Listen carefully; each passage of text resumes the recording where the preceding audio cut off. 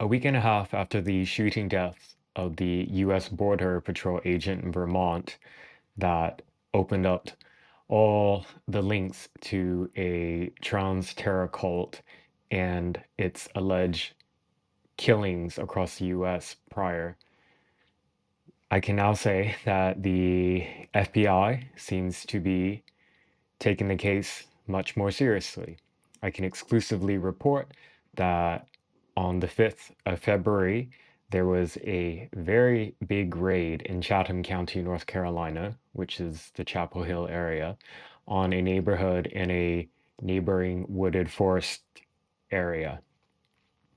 This raid had about over 50 FBI agents plus local sheriff's deputies. The local media reporting mentioned that these agents showed up and that the neighbors were very scared, but they didn't say why. But it was loud.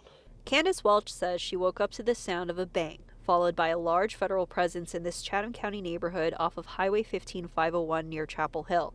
Chopper 11 shows authorities walking through the woods in the area with the Chatham County Sheriff's Office assisting, searching for an item Welch says authorities didn't specify. Well, I know why. This is the area where members of the so-called Ziz trans terror group had been living just before they made their way up to Vermont and were allegedly involved in the shootout that killed the border agent. As I previously reported, Felix Ophelia Balkholt and Teresa Milo Youngbloot have been living there. I also reported that in the properties that they rented were several other members of this group. This is exclusive to my reporting. One of those members is Jack Z's Lesota, the leader of the group who we were told died in 2022, but has been seen multiple times since, has been arrested since, and has had his bail lowered from 500,000 in Pennsylvania when he was arrested in 2023 to 10,000, which he promptly bailed out and disappeared. There's an open arrest warrant for him there. I can also report out the first exclusive photo of the property that these members lived at. And in the photo, you'll notice a couple things.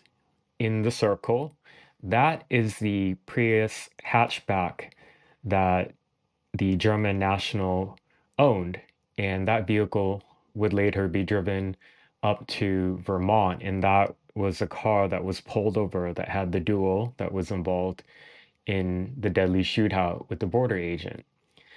Also in this photo, you'll notice a very big box truck, a big white one. If you've been following my other reporting, you'll know that box trucks has been the preferred way of living for the members of this cult. When they had their commune in Vallejo, California, they also had several box trucks where they did unknown things inside. The landlord for the property that they rented back in 2022, after he survived the first assassination attempt, told local media that he found medical equipment inside the abandoned property and also large containers of what appeared to be lye. He believed that had he died in the November 2022 attack, that they were going to dismember his body and to melt it in these chemicals. Sorry for the graphic description. In this photo from the Chapel Hill area that I exclusively have published, you also notice that there's a Starlink device on top of the vehicle. The members of this group, for months leading up to the Vermont shooting, had been using this area as preparations for their next commune. There's autonomous zone, you can call it, that they were preparing for in Vermont.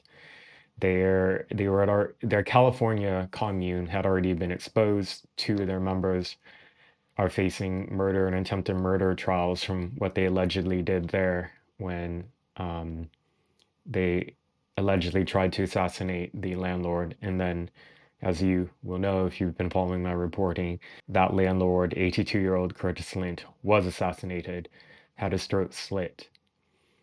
And so the trial may be in jeopardy. If you like these type of video that I'm doing, please subscribe to support my work. Go to my website at andy-ngo.com to see my other writings and reporting on the Z's terror cult. Thank you.